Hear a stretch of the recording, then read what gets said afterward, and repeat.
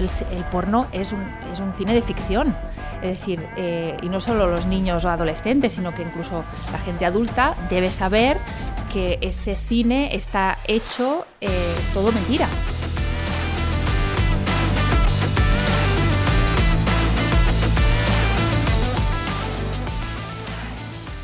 ¿Qué puede hacer una persona por mejorar y por entender mejor sexualmente a su pareja? Escuchar. Aquí hay como dos cosas que tienen que casar, ¿no? De alguna manera. Uno tiene que escuchar. Si queréis hablamos específicamente de las relaciones heterosexuales, que creo que si lo decimos damos a entender que no todo el mundo tiene relaciones heterosexuales, obviamente, pero sí que es verdad que, por ejemplo, son el 90-95% de las consultas que yo atiendo. El 90-95% mujeres, sí, mujeres y relaciones heterosexuales. Y un 5-10% homosexuales, sí. ¿No? Lesbianas. No sé por qué, no me digas por qué, pero a mi consulta llegan, la mayoría son heterosexuales. Pues también habría que estudiar esto. Incluso en mi libro hablo específicamente de aquellas mujeres que tienen relaciones con hombres, ¿no?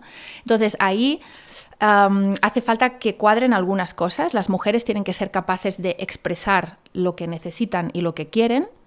A veces no son capaces de expresarlo porque les da vergüenza, porque las mujeres hemos sido educadas en que no nos sentimos cómodas al hablar de sexualidad. Nosotras siempre nos han dicho, tú, mujer, mira, muy ligera de cascos, como que no, ¿sabes? Muy libidinosa, no. O sea, nosotras siempre hemos tenido una educación que nos ha frenado muchísimo, ¿no? Quizá por eso sea el hombre el que tenga que dar siempre ese primer paso. Vale, bueno, estamos en este momento en el que nosotras de alguna manera nos educan en ser pasivas y a vosotros os educan en tienes que ser activo, desde la imposición, ¿eh?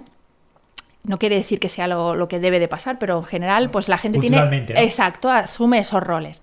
Con lo cual a las mujeres a veces les cuesta muchísimo decir lo que quieren, a veces no lo saben. La sexualidad femenina es un hueso duro de roer. ¿Por qué? Pues porque las mujeres hemos vivido muchísimos años sin que nadie nos enseñe nada, sin estar cómodas en este tema, y nos podemos encontrar perfectamente mujeres que digan, es que yo pues no consigo excitarme bien, no consigo llegar al orgasmo, con lo cual, ¿qué le voy a decir a mi pareja si ni yo misma conozco bien mi cuerpo o conozco bien cómo hacer esto, ¿no? Y por otro lado, tenemos que tener a unos compañeros sexuales que sean capaces de escuchar, que sean capaces de tolerar la frustración, y que a lo mejor sean capaces de entender que no tienen por qué saberlo todo, de que a veces no tienen por qué ser ellos los responsables de hacer que esa mujer, por ejemplo, llegue al orgasmo. Entonces, hace falta un engranaje, ¿no?, en el que una pida y el otro sepa escuchar, una pueda decir y el otro no se frustre o no se enfade, y eso a veces... pero en el caso, por ejemplo, de una mujer homosexual, las lesbianas han roto esos tabús, esas barreras. ¿Por qué no hay un cambio generacional? Es decir, ¿tú has notado una evolución generacional en los temas relacionados con tus consultas? Sí, yo creo que sí. Es un cambio lento porque toda esa cultura que tenemos, esa educación, va lenta pero cambia. Sí, pero sí que es verdad que la sexualidad, o sea, la forma que tenemos de entender la sexualidad es muy diferente en generaciones diferentes. Por ejemplo, para mí lo que hay que trabajar en una mujer y una pareja de 60 años no tiene nada que ver con a lo mejor una pareja de 20 años. Sí, o sea, es verdad que hay una evolución y hay un cambio en todos estos estereotipos y mitos y dificultades. Lento, pero yo querría que fuera más rápido, sí. Y Laura, ¿cómo consideras que es la educación sexual en España? ¿Es suficiente, insuficiente, adecuada? No existe. Bueno, no existe. Partimos de la base. No, es verdad. O sea, ¿de qué depende la educación sexual ahora mismo? Depende de la familia, es decir, que cada familia asuma que tiene una responsabilidad en educar a sus hijos y a sus hijas en sexualidad, porque nadie lo está haciendo, con lo cual, si tú como padre o como madre no haces nada, ahí nadie va a intervenir. O de que estés en un colegio, que la dirección de ese colegio ponga hincapié en hacer, ¿no?, esa educación sexual desde el colegio. Por lo tanto, ahora mismo la educación sexual no está arreglada, no está legislada, y además ahora estamos en un momento muy delicado porque está el tema muy politizado. Sí, es que Laura, por ejemplo, imagínate, a mí me dicen, ¿no?, yo tengo 2 hijos pequeños, que van a recibir educación sexual y honestamente a lo mejor piensan, ¿qué le van a contar? Tienen miedo quizá de delegar esa educación, claro, pero luego tú tampoco la afrontas.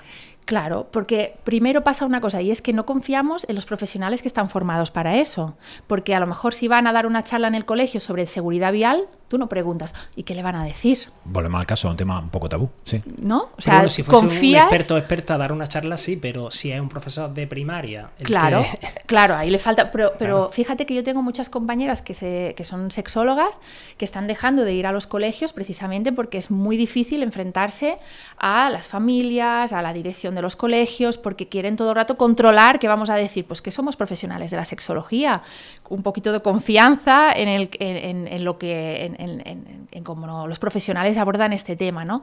Pero pasa esto, pasa que todo el mundo quiere como... Nos asusta, ¿no? Nos asusta qué es lo que vamos a contar o qué es lo que vamos a hacer. Y en todas esas, pues no hacemos nada. Entonces, la gente al final, o los niños, niñas, adolescentes, van a buscar el recurso que tienen más fácil. Internet. Vale, ¿y a qué edad consideras que es adecuado introducir, según qué término, según qué concepto, a nuestro hijo? ¿A qué edad tiene que comenzar la educación? La educación sexual, ¿a qué edad tiene que comenzar? Vale, ahí es... mira, para responder esa pregunta hace falta entender que hacer educación sexual no es hablar de sexo solamente, ¿sí? Entonces, si consideramos hablar de sexo... podemos pensar que esto lo tenemos que retrasar. Pero, por ejemplo, hablar de hacer educación sexual es hablar del amor, es hablar de los celos, es hablar de que es una pareja y que no es una pareja, de que hay parejas pues, que son hombre-mujer y hay parejas que no. Todas esas cosas se pueden trabajar desde muy pequeños. Muy, muy pequeños.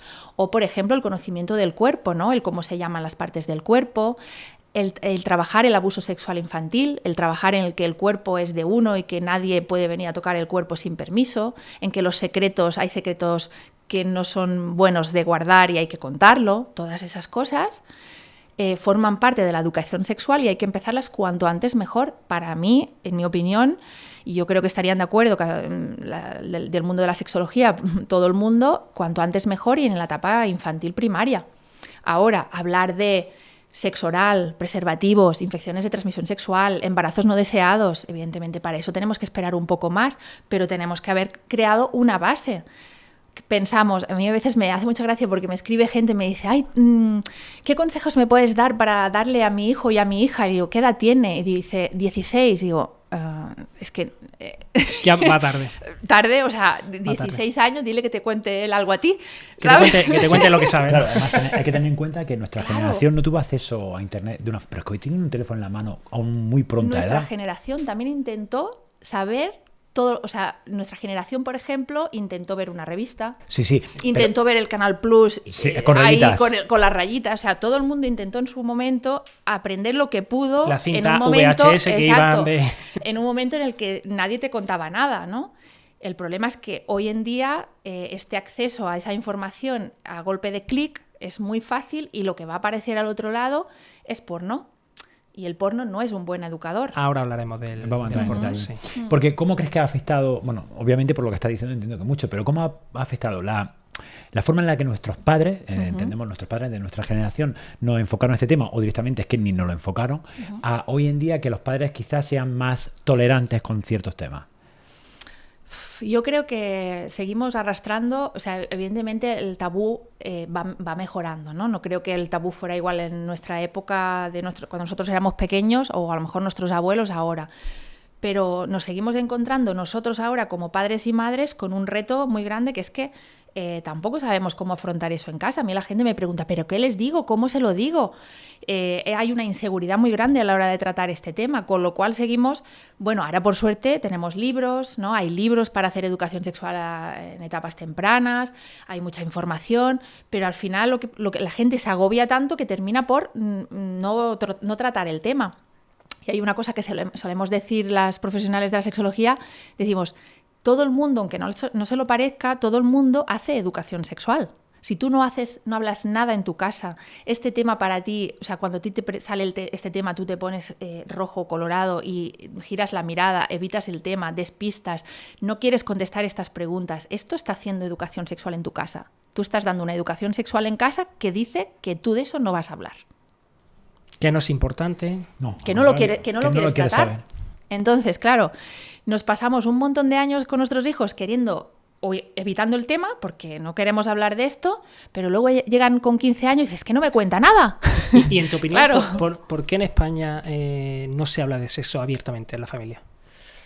Bueno, por el tabú y la cultura que tenemos de no tratar el sexo con normalidad, ¿no? Es decir, que al final el sexo es parte de la vida. ¿Y qué está pasando en otros países occidentales, en nuestro entorno? Bueno, quizá los países del norte de Europa sí tienen una educación sexual desde la escuela reglada, es decir, una cosa obligatoria. Tanto el profesorado como profesores externos están encargados de hacer educación sexual de una forma transversal, es decir, a lo largo de los años, no una charla, vengo a dar una charla con 14 años, esto, hombre, menos es nada, pero esto no sirve de mucho, sino trabajar este tema de una forma transversal a lo largo de los años y siempre adaptado a la edad. No se le puede hablar de lo mismo ni en los mismos términos a unos niños de 8 años que de 16, pero educación sexual se puede hacer en todas las edades. Vale, mira, por ir cerrando el tema de los niños, prohibir, en cierto modo, es invitar, ¿no? Cuando prohíbe algo, le invita a que explore. Creo que hay estudios por ahí que ya hay acceso a la pornografía o que los niños, incluso de una edad temprana, a los 8 años, acceden a contenido, o sea, a cualquier tipo de contenido sexual. ¿Qué daño, y ahora vamos a entrar en detalle en la pornografía, ¿qué consecuencias tiene? Claro, tiene unas consecuencias, pues que evidentemente estamos ofreciendo un acceso a unas imágenes a unas edades que no son capaces de comprender, ¿no?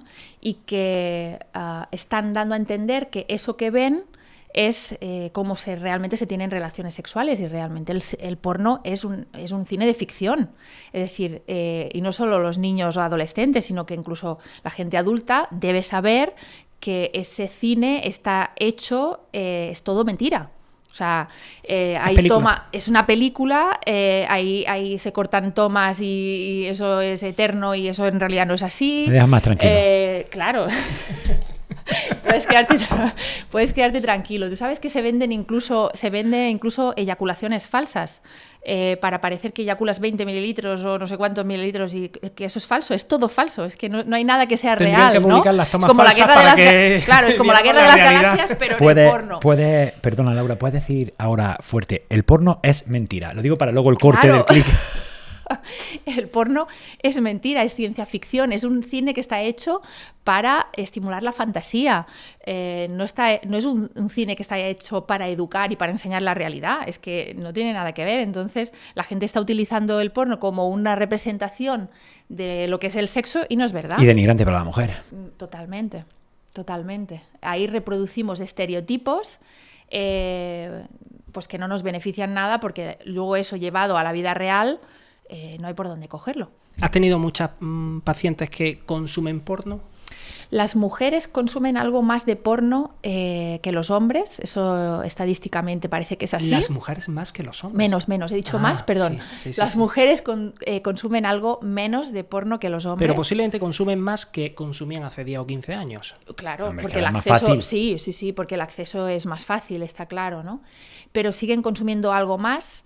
Pero no se suelen sentir, por lo menos las mujeres que yo tengo en consulta, que hablamos de esto muy abiertamente, no se suelen sentir cómodas con el cine porno porque es un cine que no las representa y que las violenta mucho. Entonces lo que yo veo no me excita, no me representa, no me gusta. Cosa que se contrapone muchísimo a la sexualidad masculina, que ve muchísimo más porno y que sí se excita con ese tipo de prácticas, ¿no? Entonces eso a veces pues crea muchos problemas. ¿Y cuál es el verdadero daño que puede estar ocasionando en los jóvenes? Pues de asumir que ese es el sexo que tienen que llevar a cabo, ¿no? Y que en sus relaciones sexuales quieran reproducir esas conductas, y que además también que solo ver eso o solo ese tipo de prácticas produzcan excitación. Claro, cuando yo estoy acostumbrado a excitarme a través de esas imágenes, pues a lo mejor la realidad luego se me queda muy corta.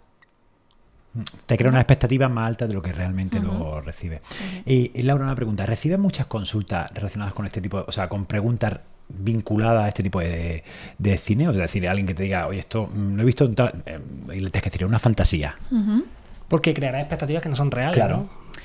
Yo no recibo muchas consultas de eso. Las mujeres no tienen muchos dilemas con eso. Es decir, las mujeres pueden consumir, o por lo menos las que a mí me consultan, no quiero generalizar, pueden consumir porno de vez en cuando, en solitario, en pareja, pero son conscientes de que para ellas en su vida real necesitan alguna otra cosa más, ¿no? Entonces no es una consulta que a mí me suele hacer. Pero puede pasar mucho más en el hombre, ¿no?